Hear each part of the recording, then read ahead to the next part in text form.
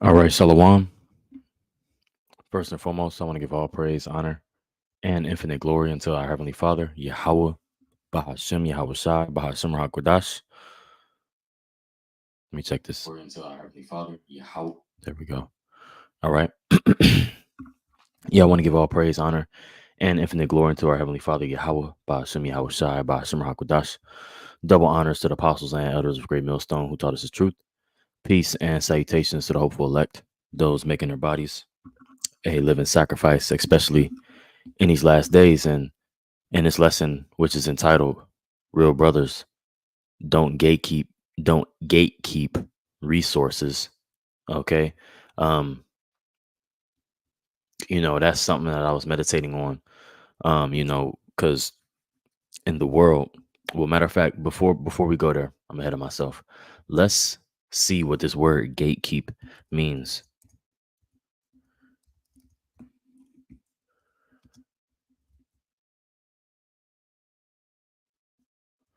Let's see what this word gatekeep. Okay. I'm gonna share my screen.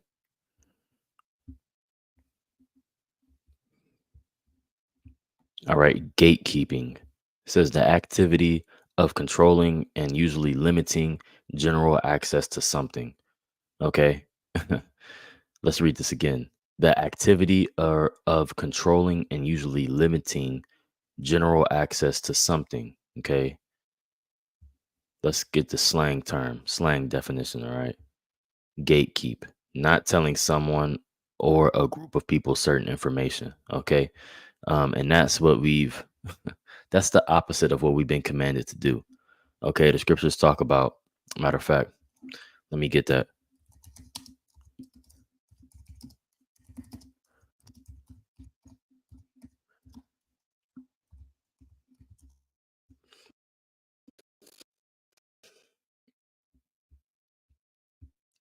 This is Matthew chapter 10, verse 27.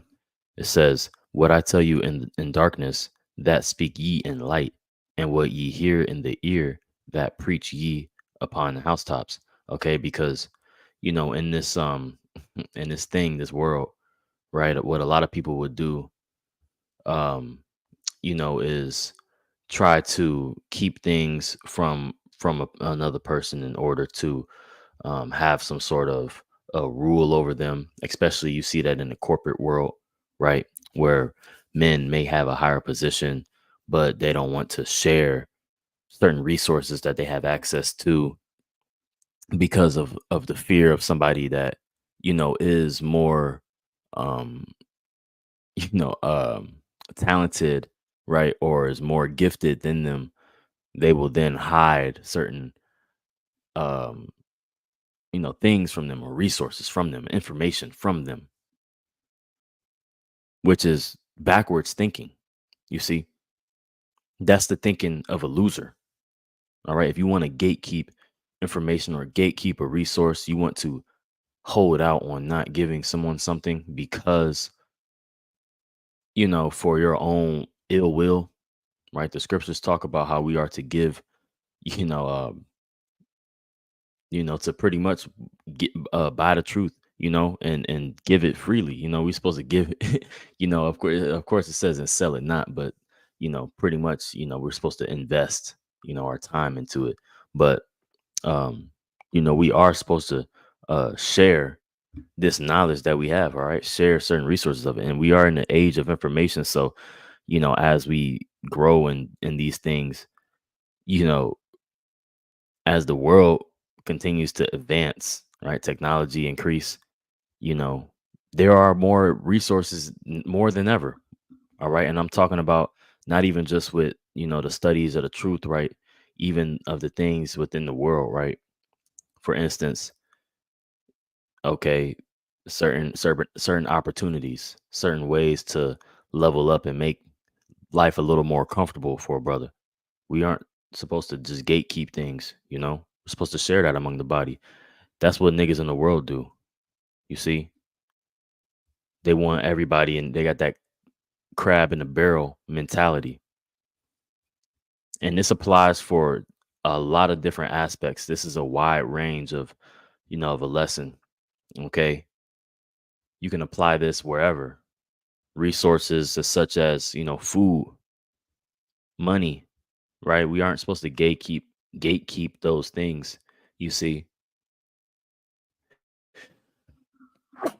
excuse me. Now we aren't supposed to gatekeep those things. We're supposed to give them, give them to brothers to help them, man. Okay, and men in the scripture, that men and women. All right, let me. Of course,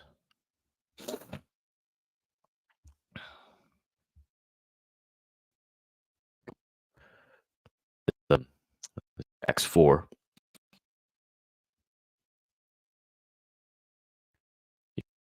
Here's slow. I should have restarted it before the lesson, but we here now. So goodness gracious.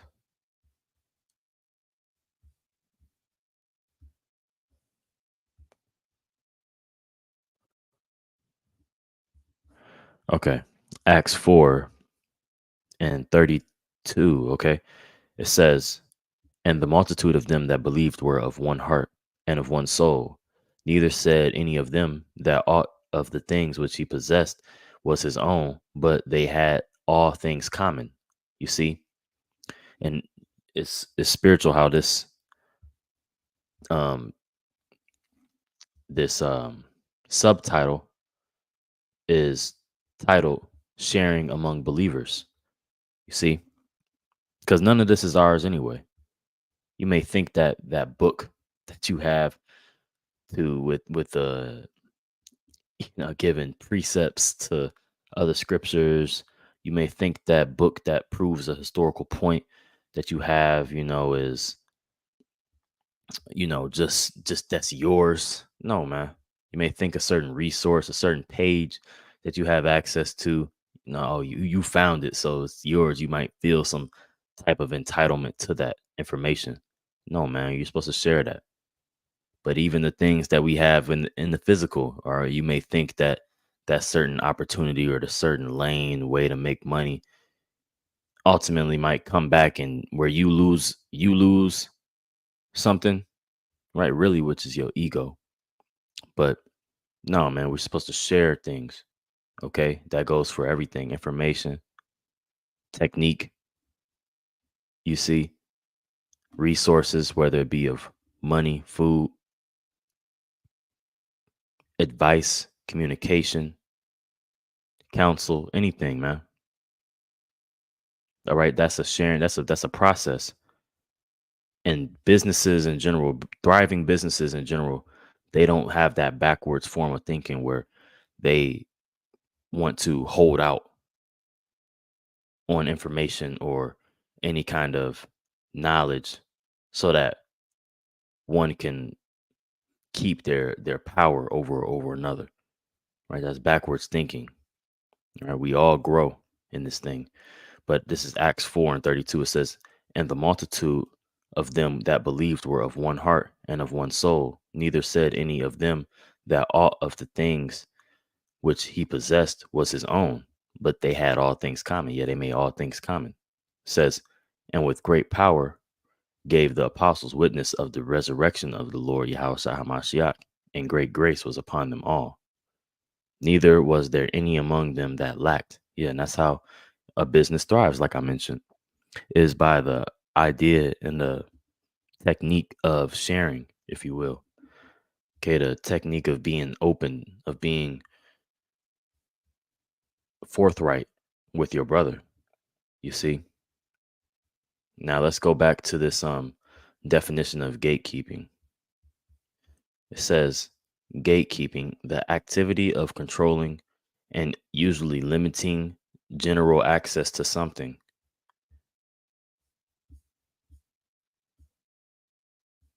Let's look at this. I seen this this post here. This is Reddit online. Good place to go to hear, you know, dialogue and see, get it. I wouldn't say, you know, not necessarily advice, but just see people's perspective, see what they really think. It's kind of like Twitter, but um, this is it's a post that says, and this is an ask. It says, why do people intentionally gatekeep knowledge and information? Makes a good point. It says, some do it because job security, and others do it because they're jerks. Okay. Let's read that again. Some people do it for job security. All right. You scared of losing a position, scared of losing a you know, losing out, fear of missing out, right? No, man.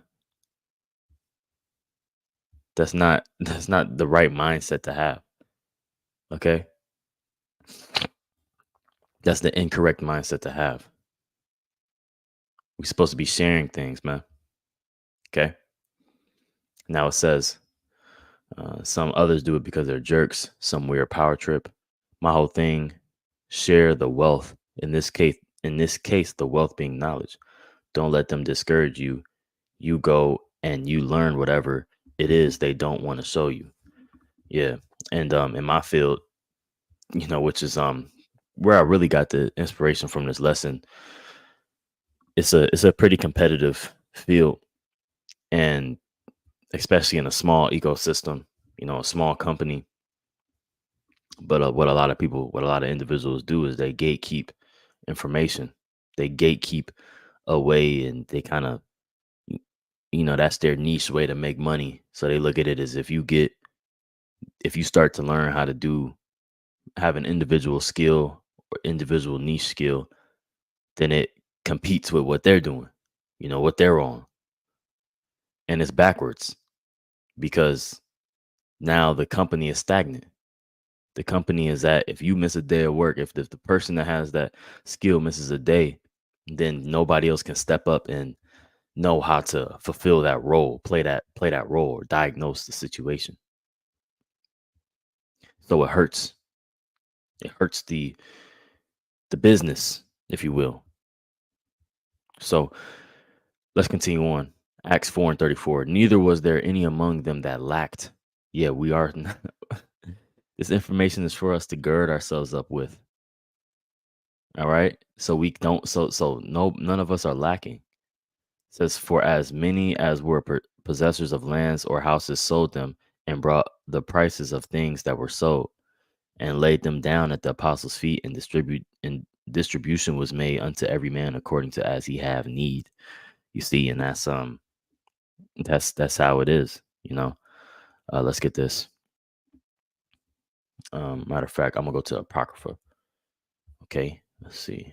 1611.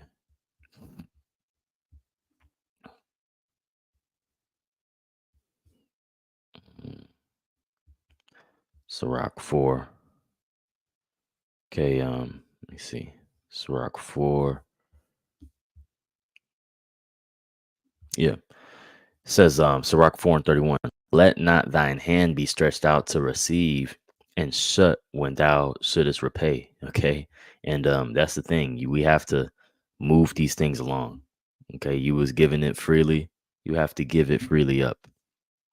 All right. This information is labor. It was given freely, and we have to continue to give it freely. And that's the whole idea of going out and teaching.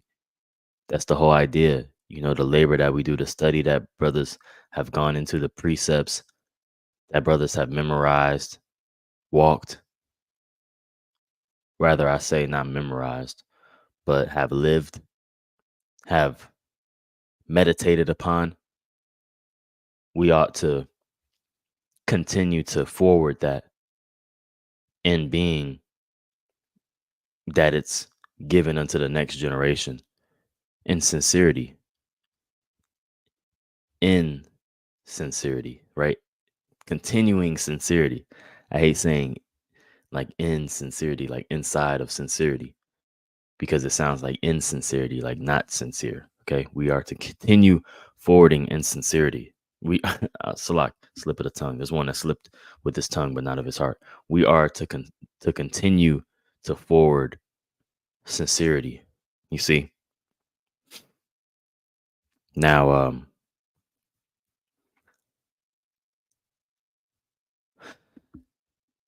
gatekeeping also harms relationships. It also harms the individuals that you're trying to pseudo help. You see, it's like the idea of a nigga looking for an object,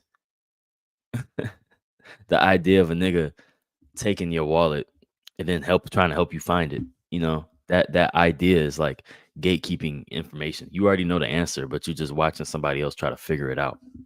No, man, give them the answer. And if they don't want to listen, then that's another thing. That's another thing for, another conversation for another day. But we ought to at least try and give advice upon a situation. Try and point whoever in the direction for the necessary nourishment for it, which is ultimately always the scriptures. But that's the whole thing, you see. And even in things of helping brothers in the world, you see, in our and ancestors, we have examples of individuals that was put out by that, and I'm talking about physically. You see,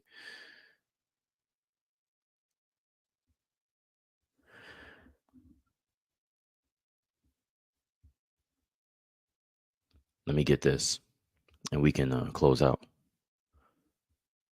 Matter of fact, I kind of wanted it in GNT, but let's see what it says in the regular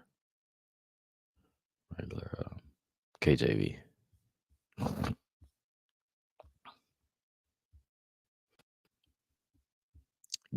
uh, Tobit chapter 4, verse 16. Give of thy bread to the hungry, and of thy garments to them that are naked, and according to thine abundance give alms, and let not thine eye be envious when thou givest alms.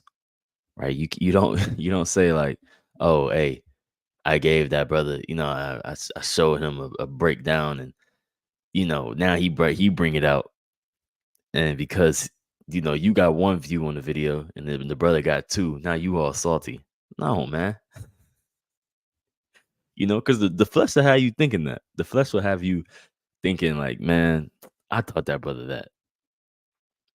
But you gotta realize, like, no, man. This is this is this act of giving is what we do, and it's to please Yahweh Bashim Shai ultimately. That's the mindset. We shouldn't be, trying to please nobody else, making a show of anything that we give. It should be all an attempt to please Yahweh Bashim Shai. Okay. Let's continue on. It says, or let's read it again.